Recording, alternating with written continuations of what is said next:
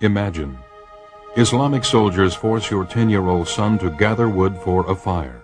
The soldiers pressure him to convert to Islam. When he refuses, he's thrown on the burning wood he collected and left to die.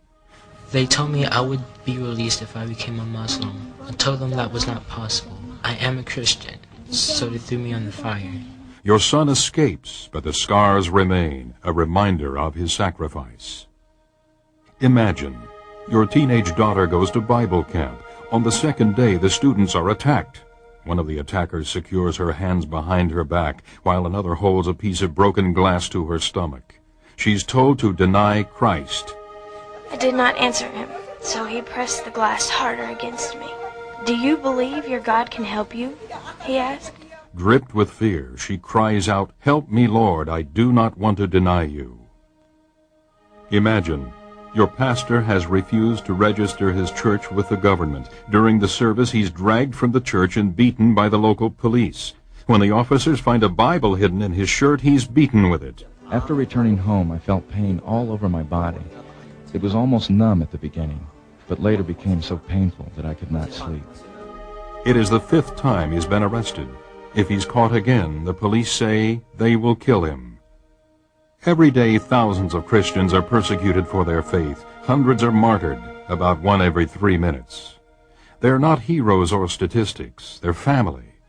In over 40 nations around the globe, our family is assaulted for their testimony of Jesus Christ. In most instances, the persecution could have been averted if they had simply denied Christ. But they didn't, and they won't. In Sudan, an Islamic army set on jihad, or holy war, has systematically targeted Christians. Death and suffering can be seen throughout the countryside. Countless Christians are being displaced within their own country. Fleeing from persecution, they've lost everything, often arriving at refugee camps with nothing more than the clothes on their backs.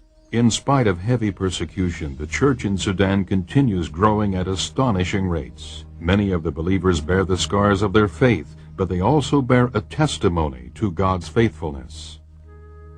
Over 500 churches have been destroyed in Indonesia. On the island of Ambon, Christians have been massacred in a so-called religious cleansing by radical Muslims. Facing increased persecution, pastors in Jakarta have encouraged their congregations to stand firm, confident that their suffering is a prelude to coming revival. With the fall of communism in Eastern Europe, many have hailed its defeat.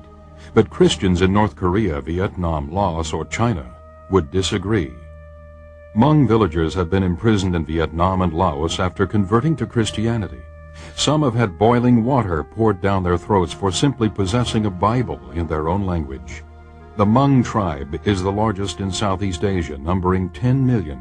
Meeting secretly in homes, more than 2 million have recently committed their lives to Christ. The persecution facing our brothers and sisters is not a human tragedy. It's a spiritual reality facing the body of Christ. We may not be able to stop the attacks, but we can ease their pain. Through prayer, encouragement, and practical assistance, we can fellowship in their suffering. We can show them that they are not forgotten.